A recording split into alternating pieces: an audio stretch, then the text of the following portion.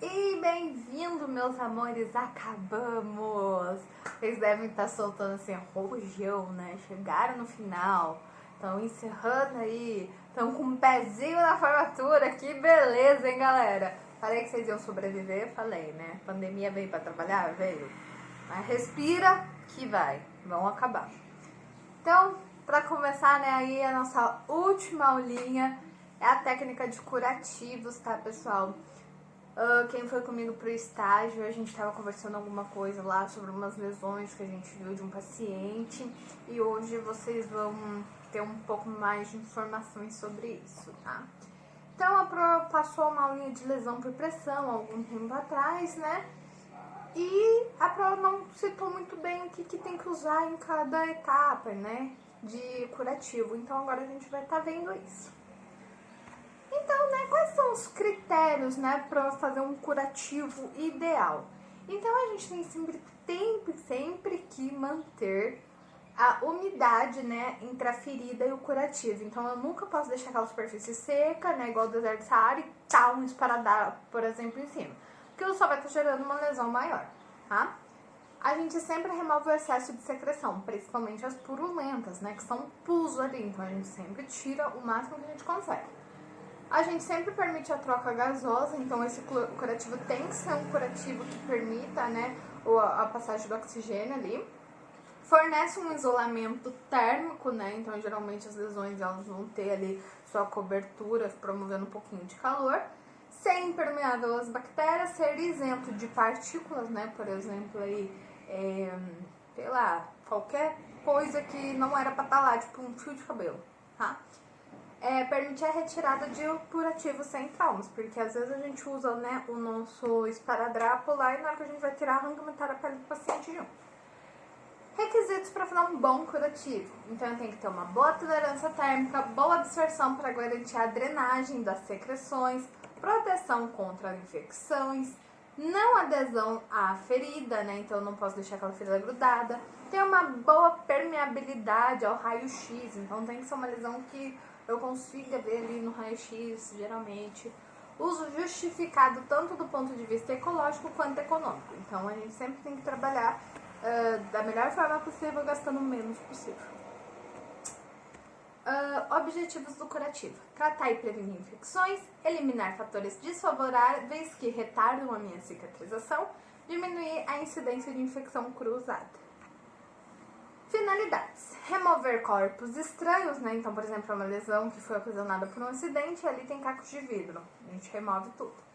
Reaproximar as bordas separadas, porque quando a gente tem uma lesão, a gente tem, por exemplo, né, a rachadura na nossa pele. Metade vem pra cá, metade vem pra lá. Então a gente quer que isso se aproxime novamente para formar uma nova pele. Proteger a ferida contra contaminação e infecção. Promover a homeostasia. Favorecer a aplicação de medicação tópica. Fazer debridamento mecânico e remover tecido necrótico. O debridamento, gente, é um procedimento para tirar necrose, tá? Reduzir edema, absorver e facilitar a drenagem dos meus exudatos, né, que são as minhas secreções, manter a umidade da superfície da ferida, dar conforto, diminuir a intensidade de dor. E só fazer um adendo que eu esqueci de comentar lá em cima, homeostasia, gente, é o equilíbrio do nosso corpo, tá? Vamos lá, continuando. Tipos de tecido, que é isso que vai começar a interessar pra gente. Então, né, os tipos de tecido, gente, são os tipos de pele que a gente vai ter ali, tá? Eles devem ser identificados e documentados e podem ser diferenciados em tecidos viáveis. O que são os tecidos viáveis? Vamos supor que eles são os tecidos vivos que se recuperam, tá? Então, é um tecido de granulação, epitelização, músculos, né? Ou tecido subcutâneo. E os tecidos inviáveis são aqueles tecidos que já estão mortos, como o esfacelo e a necrose. Quando a ferida possui mais de um tipo de tecido, a quantidade de cada um desses tecidos deve ser descrito em porcentagem. Então a gente pegou uma lesão lá, né? E vamos supor que nesse tecido tinha metade dele estava necrosado, então eu tenho 50% de necrose, metade dele estava em tecido de granulação. Então eu tenho que colocar lá tecido, 50% apresentando tecido necrótico e 50% em tecido de granulação, tá? O tipo e quantidade de cada tecido é importante para identificar se a ferida está ou não cicatrizando. O aumento de tecido de granulação e diminuição do tecido necrótico. Então a gente espera a longo prazo que a gente consiga remover tudo que é necrótico e torne, né, o tecido novamente viável, tá? Então, como que a gente descreve geralmente estes tecidos? E, gente, por favor, venha um slide, porque tem todas as fotos aqui. E vocês só vão entender isso se vocês verem foto. Então, vamos começar pelo desvitalizado, ou tecido inviável, né? Que é aquele tecido morto. Então, a necrose é um tecido morto que perdeu as propriedades físicas e atividades biológicas. Então, geralmente é aquele tecido enegrecido, marrom, né? Escuro. Escara é um tecido inviável, né? Também pode ser uma necrose preta ou marrom, tá? Tecido desvitalizado que pode estar solto, aderido, duro, macio ou com flutuação. Então, o que ele quer dizer aqui? A necrose, gente, nem sempre ela vai estar pretinha. Quando ela tá pretinha, ela já é uma escara. A necrose, ela geralmente começa com um tom amarronzado, tá? Deixei a fotinha aqui pra vocês verem. Depois disso, ela vai evoluir com uma escara, que é esse tecido enegrecido mesmo, tá? Aquela ali pode ficar tanto duro, quanto pode ser uma pele molinha, ou se não é uma pele que se aperta assim, ela até flutua, até afunda, né? Aquela flutuação aí. E o esfacelo, ele também é um tecido inviável, tá? Ele é um tecido suave, úmido, então ele parece pus. Ele lembra muito pus. Só que não é pus, é um tecido que tem ali, tá? Ele pode ser branco, amarelo, marrom, acastanhado ou verde. E pode estar solto, né? Então eu passo ali o paninho e sai. Como ele pode estar aderido, então tem que fazer uma fricção para sair.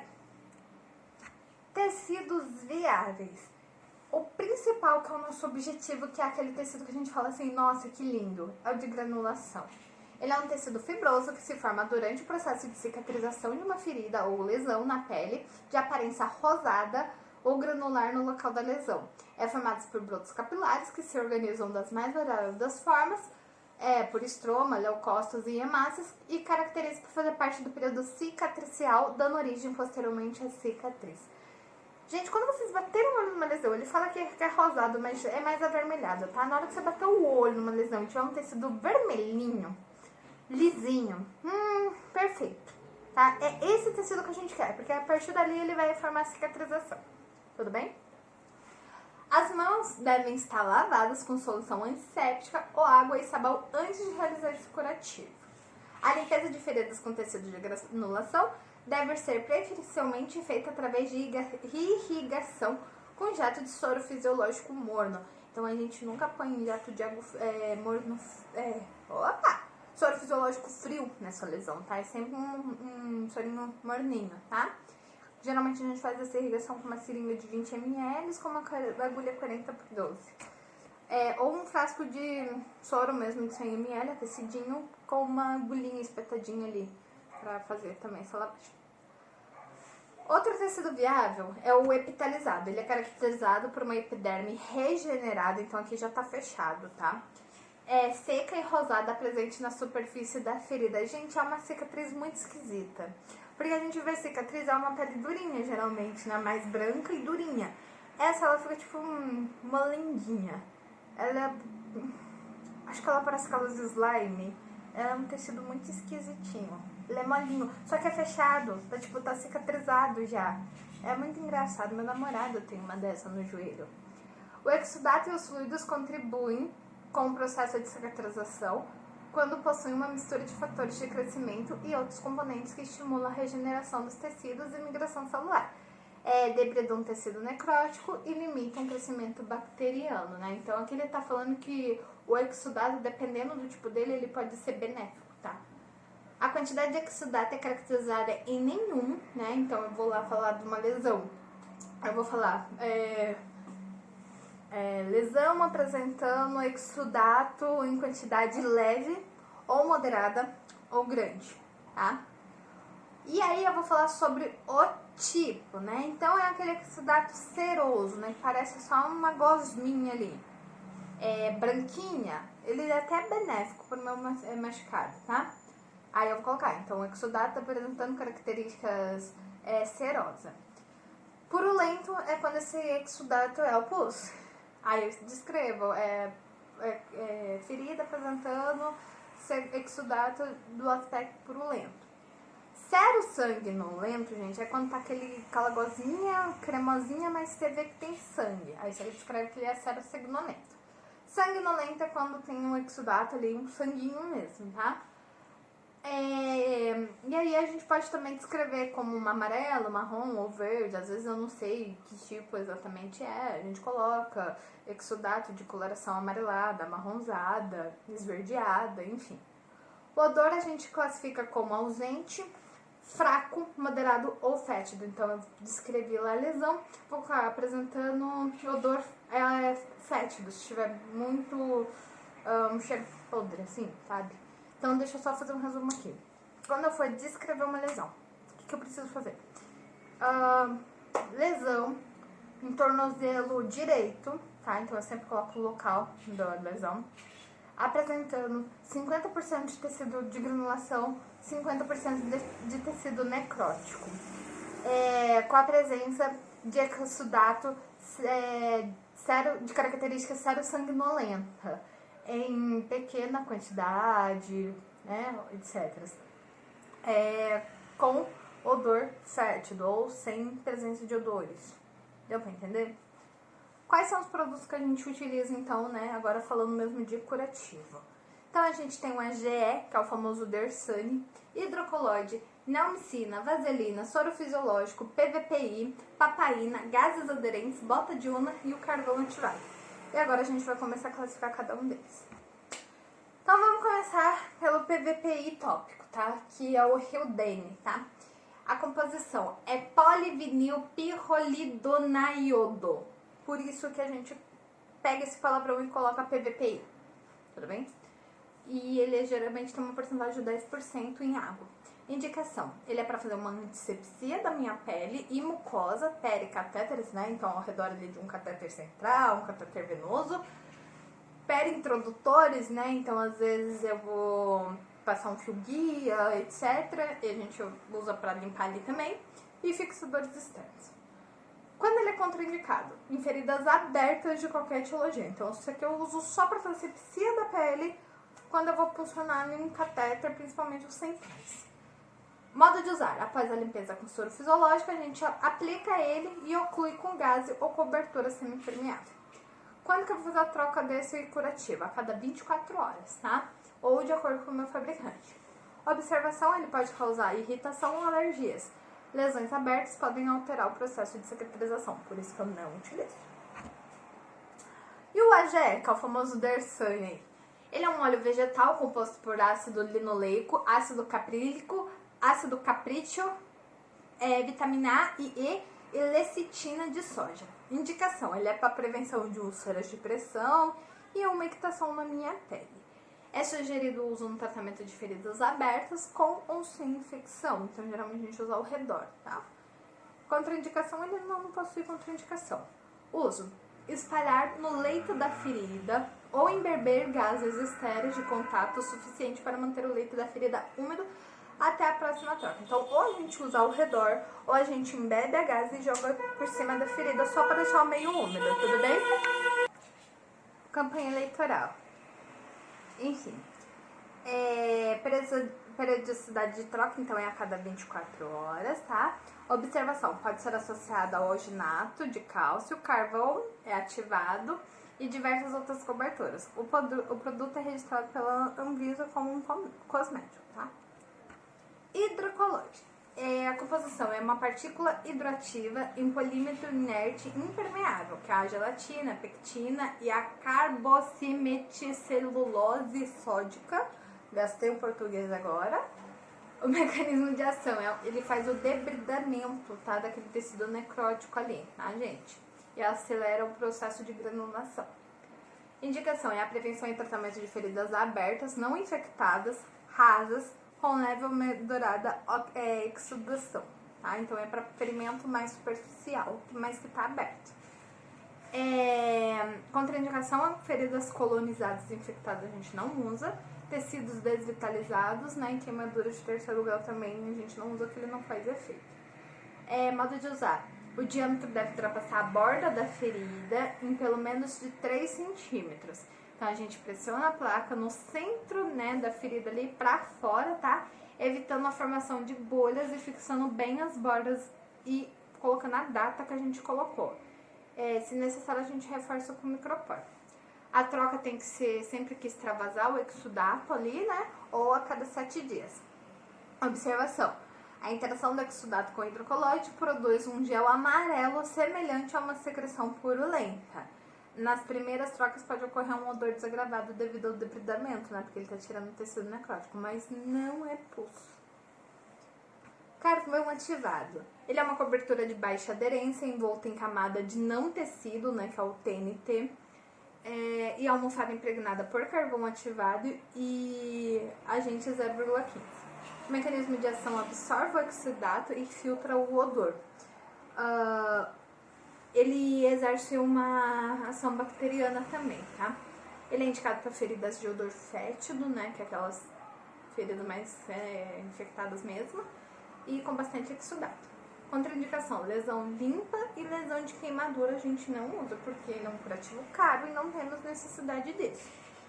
Uso, trocar a segunda cobertura sempre que saturada, removendo o exudato e tecido desvitalizado se necessário.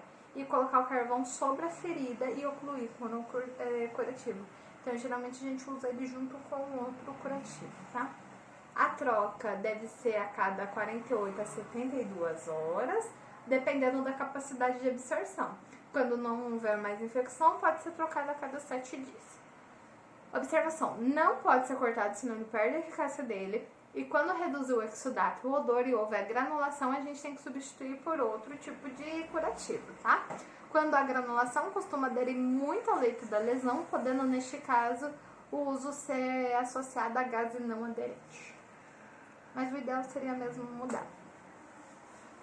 O próximo é o que vocês mais vão utilizar, tá? Que é a papaina. São enzimas proteolíticas de látex de mamão papaya. O mecanismo de ação é a dissociação das moléculas de proteína, que é um debridamento químico ou enzimático. Ele tem ação anti-inflamatória e bactericida. Estimula a força tensil ali dos meus músculos, tá? E acelera o processo cicatricial. Indicação, tratamento de feridas abertas, infectadas ou não, com tecidos desvitalizados ou não. Contraindicação, desde que usar em concentração adequada, não está sendo contraindicada. Qual que é o modo de uso da papaina, então? Ela pode ser usada substituindo o soro fisiológico na limpeza. Na presença de necrose dura e seca, ela realiza a escaratomia, tá? Que é um procedimento cirúrgico utilizado para remover tecidos duros e desvitalizados. Não pesquisem isso no Google se vocês tiverem um estômago sensível, porque é uma coisa muito nojenta. É muito bizarro a escaratomia. É um trem feio, tá? Então quem tem estômago passa longe. A cobertura primária deve ser sempre úmida, então aqui a gente usa ele associado a outros curativos, tá? A gente protege a pele peri-lesão, né, ao redor ali com o AGE, que é o Dersane, ou um fitoterápico creme. E aí a gente utiliza uma cobertura secundária absorvente, tá? Geralmente um carvão, alguma coisa assim. Periodicidade de troca. Sempre o curativo secundário estiver saturado ou no máximo ele colocou acho que a cada horas aqui, mas na verdade é sempre quando ele estiver desgastado, tá? Ou com muita secreção, essas coisas, sujo. Na presença em pó, a gente dilui em soro fisiológico e água destilada, porque vocês vão usar bastante em creme. Quando vocês não acharem creme, aí tem o pó e tem que diluir, tá? Mas geralmente ele vem no creminho diluído já. Então, né, se ele optar pela fruta, porque falei pra vocês que ele vem no mamão papaya, então eu tenho como tirar ele da fruta. A gente utiliza a polpa do mamão verde, evita o contato com utensílios de metal, guarda o fruto na geladeira em saco opaco e prepara apenas no momento do uso, tá? A solução é estável por horas após o preparo fora da geladeira, então até umas 12 horas mais ou menos. Pode ser associada com carvão e hidrocoloide fitoterápicos padronizados, que são as ervas medicinais. Como que é a concentração? Porque vocês viram que ela não tem contraindicação desde que eu use a quantidade certa. Então, quando eu tenho necrose, tá? a gente usa a papaina 10%. Quando eu tenho exudato purulento, a gente usa a papaina de 4 a 6%. E quando eu tô já com tecido de granulação, aí a gente usa 2%. E aqui eu deixei uma tabelinha com a diluição, lembra que eu falei do pó que a gente tem que diluir? Então pra mim, por exemplo, eu quero uma papaina 0,1%. Então eu vou diluir 1 grama de pó em 100 ml de soro. Eu quero 0,2% de papaina, então eu diluo 1 grama em 50 ml. Quero 4%, 2 gramas em 50 ml. Quero 6%, 3 gramas em 50. Quero 4%, quero 8%, diluo 4 gramas em 50. E 10% é 5 gramas em 50. Bota de una. A bota de una é um produto manipulado, tá? Ele é uma gaze impregnada contendo óxido de zinco, glicerina e gelatina em pó e água. O produto é comercializado e é crescido de acácia, óleo de castor e petrolato branco. O mecanismo de ação dele é facilitar o retorno venoso, tá? E auxiliar na cicatrização de úlceras. Evitar edemas, né, em membros inferiores. Quando eu não utilizo esse bonitinho? Em úlceras arteriais. Eu posso usar em úlceras venosas. Úlceras arteriais jamais, tá? Aliás, desculpa, peraí. Ele fala assim, ó. Eu uso em úlceras venosas e edemas linfáticos. Contraindicado em úlceras arteriais ou úlcera arteriovenosas, que é metade arterial e metade venosa, tá? Ou em presença de infecção com miíase. Miíase são uns bichinhos lá, que são os bichinhos? Ai, caramba. Aquelas minhoquinhas, não é minhoquinha, mas sabe o que eu tô falando? Aquelas bichinhos que você olha e fala, é isso. Que você olha lá, tá larvinha, lembrei. Modo de usar. Aplicar após o repouso, tá? Com o membro inferior elevado. Então a gente pede pra pessoa ficar um dia antes com as perninhas sempre elevadas. Aí a gente aquece a massa lá em banho-maria. Confesso pra vocês que agora não é esse procedimento. Esse negócio vem praticamente pronto pra gente, tá? Ele vem lá uma faixinha, tá?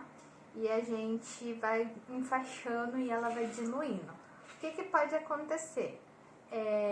Ele fala que essa base em banho-maria e limpar a ferida. Aí a gente vai enfaixar a perna com a gaze de algodão, pincelando a massa derretida com movimento circular no pé e no tornozelo. O que acontece? Agora vem a faixa com esse produto já. Então a gente só vai enrolando no pé do paciente. O que eu tenho que tomar cuidado? Eu não posso apertar muito essa faixa, senão eu tiro a circulação sanguínea e costa pra caramba. E eu tenho que me atentar assim, que eu sempre vou começar deixando a ponta do pé do paciente livre e depois eu venho fazendo, né, a volta ali certinha, passando pelo calcanhar e enfaixando tudo bonitinho, tá? Aí depois ele fala para enfaixar com a atadura crepe e manter repouso de 20 minutos. A troca é uma vez na semana. A gente sempre observa sinais de infecção local durante o tratamento e a gente não pode apertar muito. Técnica de curativo básica, né? Então, como que eu vou fazer agora os procedimentos? Então, lavo as mãos, calço as luvas de procedimento, removo o meu curativo sujo, retiro essa luva.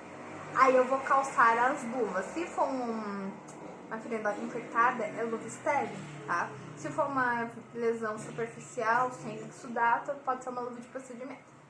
Vou realizar a limpeza da ferida com soro fisiológico, atentando no sentido da limpeza. Então, eu sempre vou começar do mais limpo para o mais contaminado.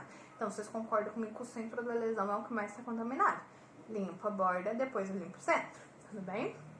Avaliar o tipo de ferida para decidir qual curativo que eu vou colocar ali. Se ele vai estar aberto, se ele vai estar oclusivo.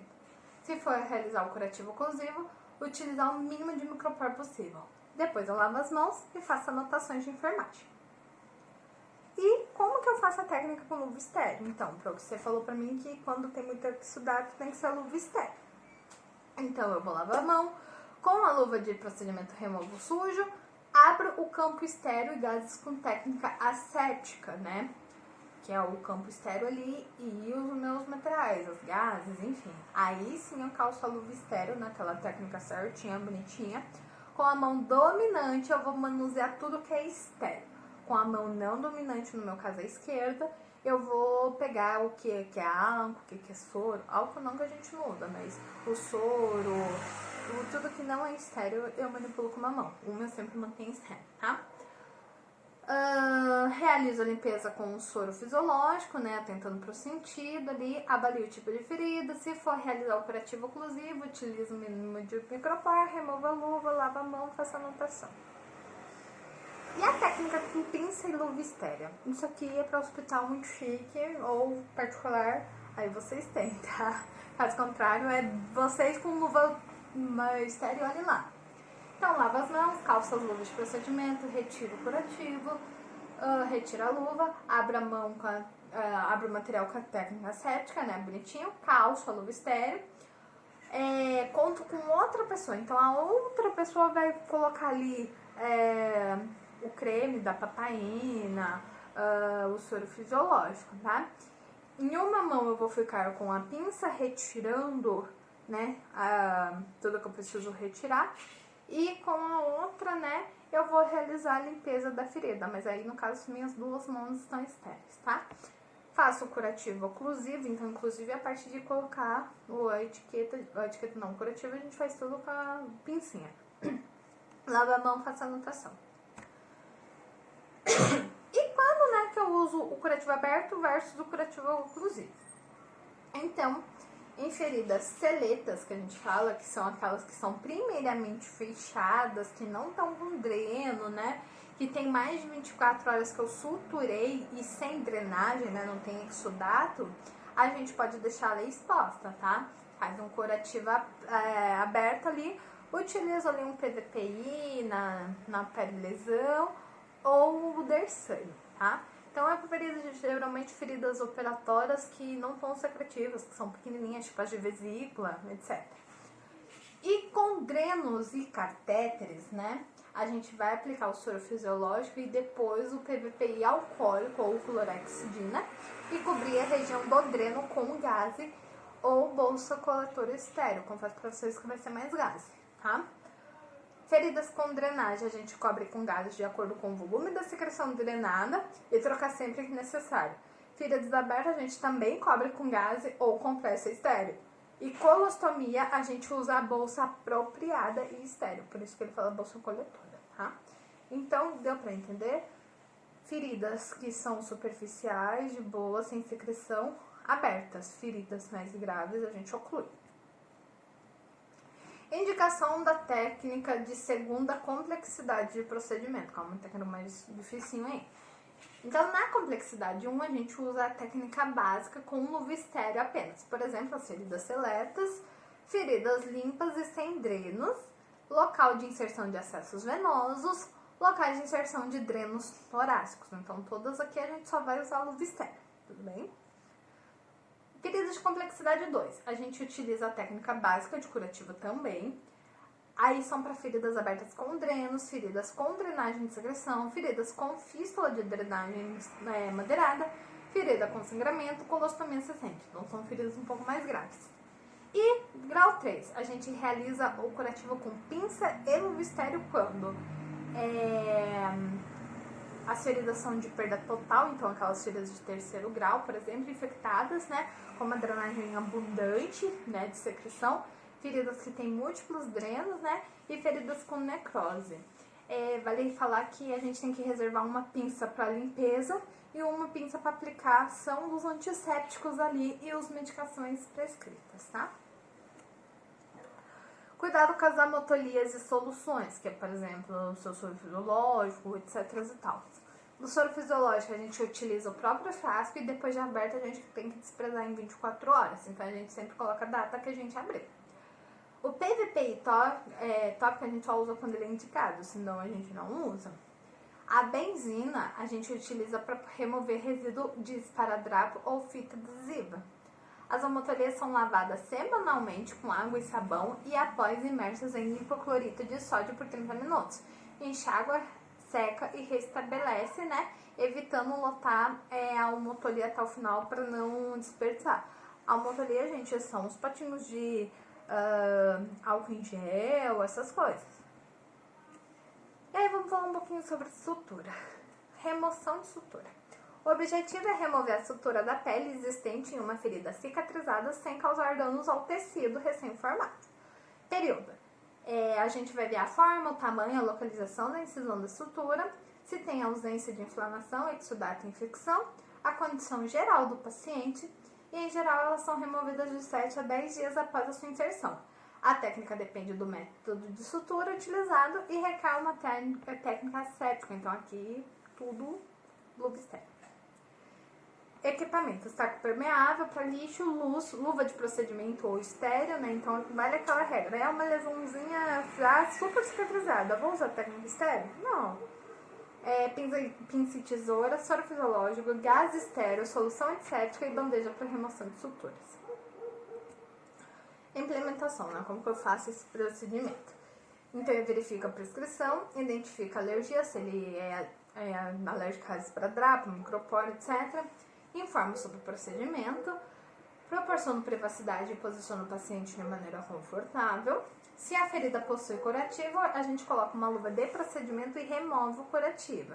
E observa ali na ferida, abertura, exudação, inflamação, sinais de infecção. Notifica o médico se a ferida não estiver ainda cicatrizada, né, para ver se ele quer realmente que eu tire ou não.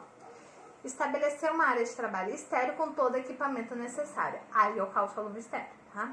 Utilizo técnica aséptica para limpar a linha de sutura. Realiza a remoção da sutura de acordo com o tipo dela. Remova a sutura levantando e puxando a extremidade visível para fora da pele. Passar delicadamente sobre a incisão uma gás embebida em solução antisséptica, né? E fazer o curativo se necessário. Verifique que o paciente está confortável e recompõe a unidade, né? Organiza o ambiente ali e faz a anotação do procedimento. O que eu preciso documentar depois que eu fizer esse procedimento? A data e horário que eu removi a sutura, o tipo e quantidade de sutura, a aparência da linha suturada, eventuais sinais de complicação da ferida e a aplicação ou não do curativo. Deixei para vocês 2 slides só com os tipos de suturas que a gente tem e como remover. Tem sempre umas setinhas, tá?